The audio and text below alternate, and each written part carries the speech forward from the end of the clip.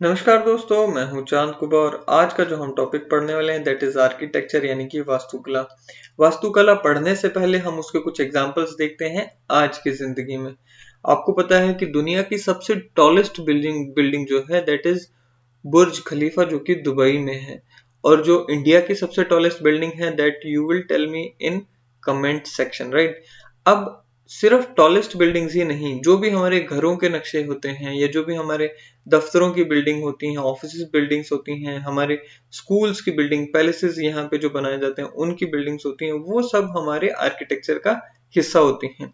Architecture यानी वास्तुकला with time, with technology, resources and geography change होते रहते हैं।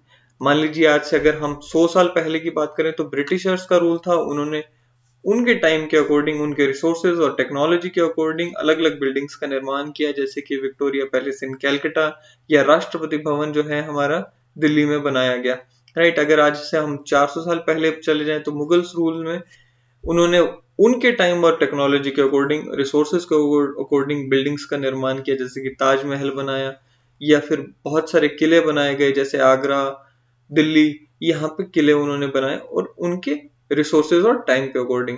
इसी तरह से अगर हम रीजनल किंगडम्स की बात करें तो गुजरात में रानी का वाव देखने को मिलता है, राइट। साउथ में चले जाएं तो वहां पे जो रूलर्स थे according to their resources they built various temples, right. अगर हम 2000 साल पहले चले जाएं तो हमारे यहाँ पे स्तूपा आर्किटेक्चर के एग्जाम्पल्स देखने को मिलते हैं। ज्योग्राफी की अगर बात करें तो अगर मान लो हम पहाड़ों में चले जाएं, वहां पे अलग अलग टाइम पे मोनेस्ट्रीज का निर्माण हुआ जो कि स्टेप्स की फॉर्म में होती हैं, क्योंकि जितनी जमीन होती है, जैसे जैसे अवेलेबिलिटी होती है, स्टेप्स की फॉर्म में वहां पे मोनेस्ट्रीज का निर्माण होता है। सो एक चीज जो हम कंक्लूड कर सकते हैं कि architecture depends on various factors और ये सभी मिलकर आर्किटेक्चर को फॉर्म या डिफाइन करते हैं, राइट।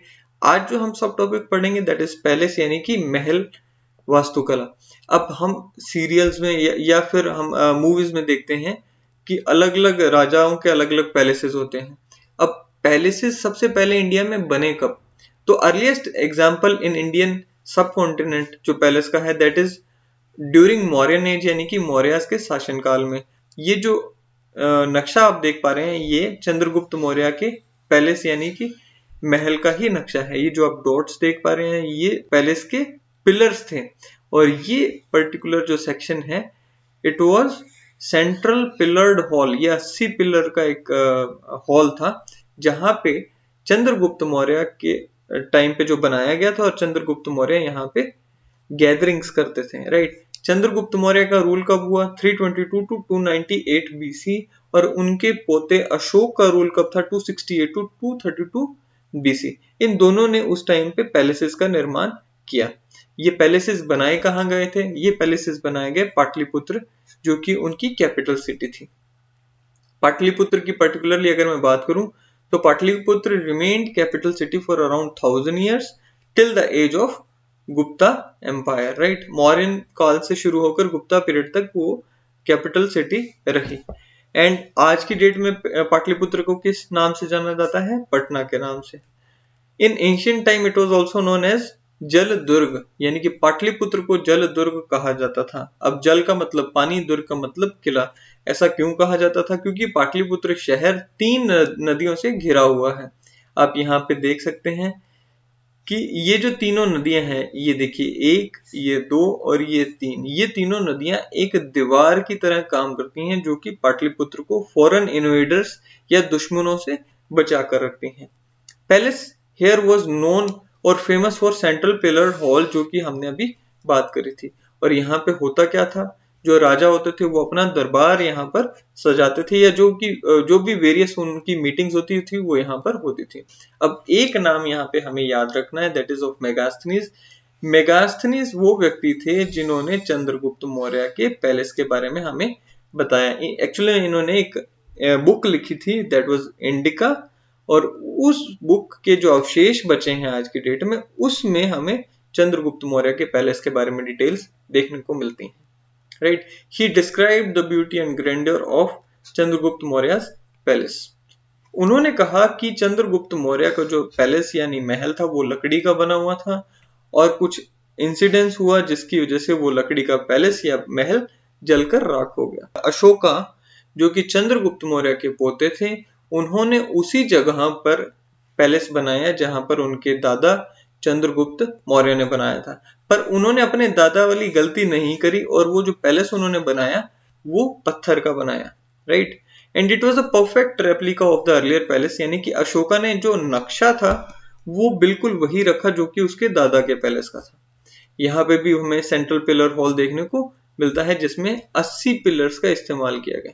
और आज की डेट में हमें चंद्रगुप्त मौर्य और अशोका के पैलेस के जो अवशेष हैं वो देखने को मिलते हैं। एक जगह है कुम्रहार पटना में, वहां पे हमें वो अवशेष देखने को मिलते हैं।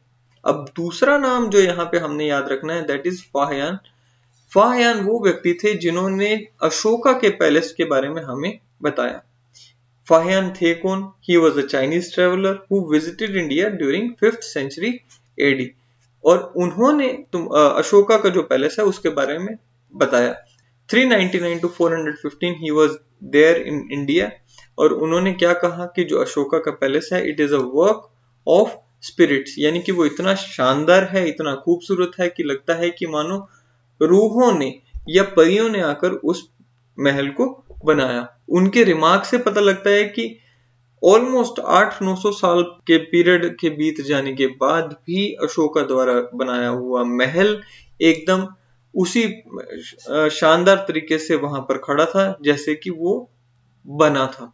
यानी कि it was such a beautiful palace, it was such a grand palace and it was such a beautiful piece of architecture कि वो अब तक इंटैक्ट खड़ा था। अगले टॉपिक की जो हमने बात करनी है that is fort architecture, but वो हम करेंगे नेक्स्ट वीडियो में। अगर आपको ये पैलेस आर्किटेक्चर की वीडियो जो है वो अच्छी लगी हो तो इसे लाइक करें और चैनल को सब्सक्राइब करें। Thank you very much.